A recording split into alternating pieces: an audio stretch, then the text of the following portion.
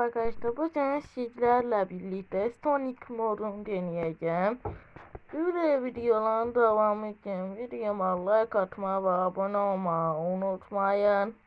Eğer bu videoma like atıp ve abone olursanız böyle silah modu gelecek. Silah modu da çok harika bir mod. Yani bu videoya like gelse. Bir de abone atmayı unutmayın. Bu video çok kısa olacak. Bir şey ne? Sonic modudur da arkadaşlar. Çok az şeyler var. V3 düşürmüşler. V4'ü eleyemedim. O V4 de gelecekti. V4'te daha çok gelmesini istiyorsan bir videoya like atın. Eski bir de tuvalet modu da gelecek. Onun için abone olun ve like atın. Tamamdır. Açılsın.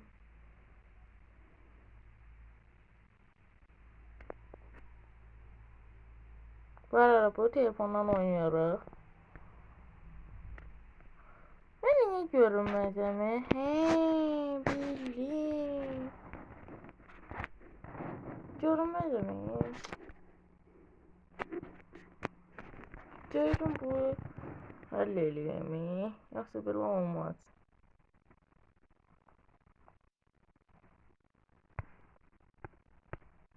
Klavye. Tam klavye bu değil, bu değil. Diyorum hasını açmış ha. Kamera açan düğmesini göster. Olmadı. Düzeltmesem içim rahat eləmez.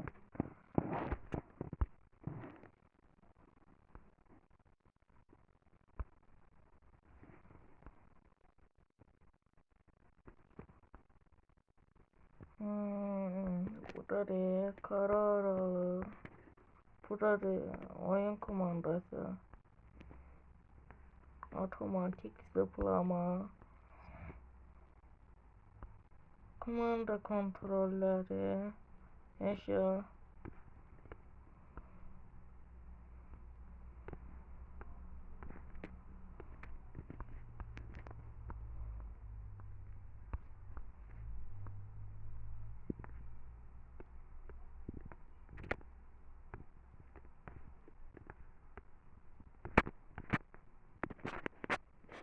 Neyse o sonra hallediyoruz. Ben size modu göstereyim.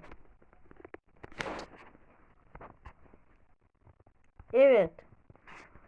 Sonic. Normal Sonic. Sonra Sonic Stucky 1. Spavin Tiles.